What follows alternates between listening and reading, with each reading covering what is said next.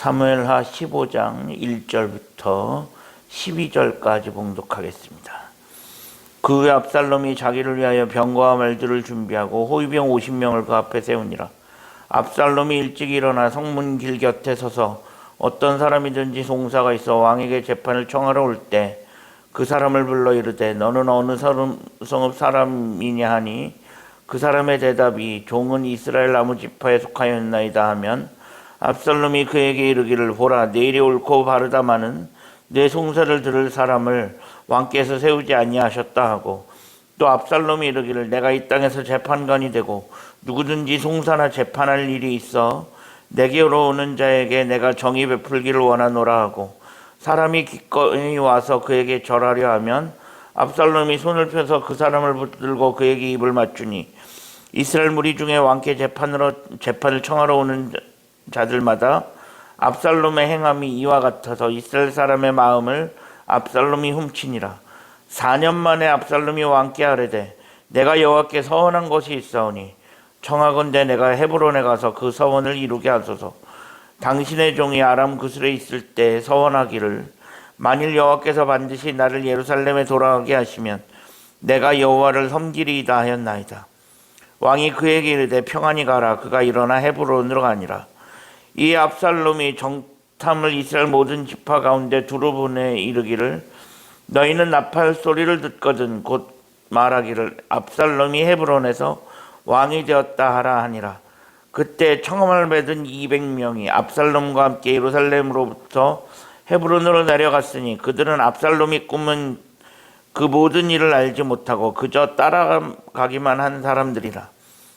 제사 드릴 때 압살롬이 사람을 보내 다윗의 모사길로 사람 아히도벨을 그의 성읍 길로에서 청하여 온지라. 반역하는 일이 커가매 압살롬에게로 돌아오는 백성이 많아지니라. 아멘. 오늘도 새로운 날을 허락하신 하나님께 감사합니다. 오늘은 주의 날 수요일입니다. 오늘 본문은 압살롬의 반란에 대한 부분입니다.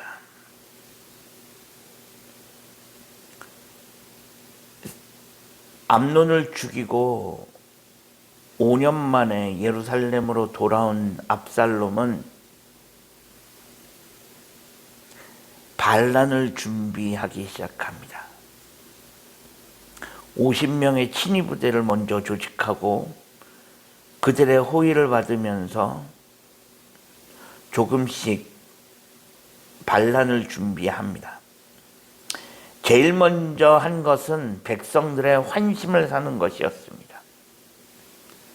그래서 압살롬은 다윗에게 재판을 받으러 오는 사람들을 중간에서 가로챕니다.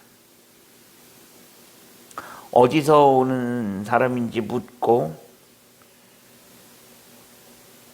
너를 위한 재판관이 세워주지 않았다라고 하면서 다윗에게 재판을 받으러 오는 사람들을 가로채고 그렇게 해서 다윗이 일반 백성들과 접촉하는 것을 막아버립니다. 이런 일들을 압살롬이 장장 4년 동안이나 합니다. 그렇게 하면서 압살롬은 백성들의 지지를 확보하고 그리고 나서 헤브론으로 내려갑니다. 헤브론은 다윗이 왕이 되었던 바로 그곳입니다. 압살롬은 다윗이 왕이 되었던 헤브론으로 내려가서 거기서 반란을 일으킵니다. 결국 압살롬이 예루살렘으로 귀환하면서 그가 생각한 것은 아버지와의 관계 회복이 아니었습니다. 오로지 아버지 다윗의 자리만을 노리고 있었습니다. 이를 위해 압살롬은 4년이라는 긴 시간 동안 아주 철저하게 준비합니다. 압살롬은 집요했고 간교했고 용이 주도했습니다. 암논을 살해할 때도, 그리고 지금 반란을 일으키기 위해 준비하는 모습을 통해서도 그의 용의 주도함과 간교함이 아주 잘 드러나 있습니다. 그렇게 4년 동안의 모든 준비를 마치고 때가 되었다라는 생각이 들자 압살롬은 다윗을 찾아갑니다. 그러면서 내가 하나님 앞에 서원한 것이 있고 그 서원한 것을 이행하고 싶으니 나를 헤브론으로 보내달라는 것입니다.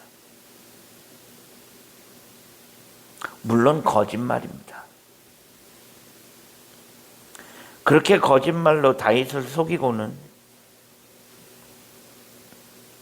뒤에서 칼로 아버지에게 복수하려고 합니다. 지난 4년 동안 압살롬에게 하나님에 대한 믿음, 신앙, 그런 것은 없었습니다.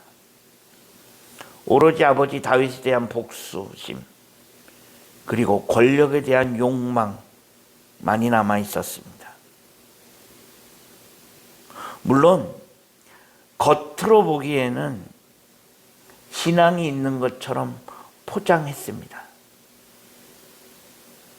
그래서 내가 하나님 앞에 서원한 것이 있고 그것을 이행해야 하니까 나를 헤브론으로 보내달라고 그렇게 포장합니다. 다윗은 전혀 의심하지 않습니다. 압살롬이 반란을 준비하고 있을 거라고는 꿈에도 생각하지 못했고, 압살롬이 하나님에 대한 서원을 이행한다고 했으니 다윗은 그것을 그냥 곧이곧대로 믿었을 것입니다. 아마도 다윗은 이제 압살롬이 정신을 차렸나 보다, 그렇게 생각했을 수도 있습니다. 겉으로는 괜찮은 것처럼 믿음과 신앙으로 그렇게 잘 포장해 놓았습니다. 겉으로 보기에는 문제될 것이 하나도 없었습니다. 하지만 그 속에는 그릇된 야망으로 가득 채워져 있었습니다. 결국 사람은 겉으로 보이는 모습이 전부가 아니라는 것을 우리는 다시금 깨닫게 됩니다.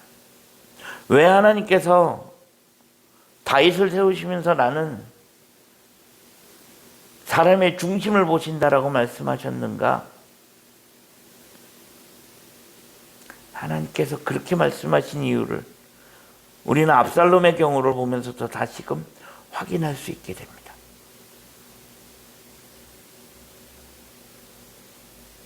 결국 믿음도 신앙도 겉으로 보기에는 멀쩡한 것처럼, 괜찮은 것처럼 얼마든지 포장할 수 있다는 것입니다. 남들이 보기에는 괜찮은 것처럼 포장할 수 있지만 그것이 전부가 아니라는 것입니다. 그래서 신앙은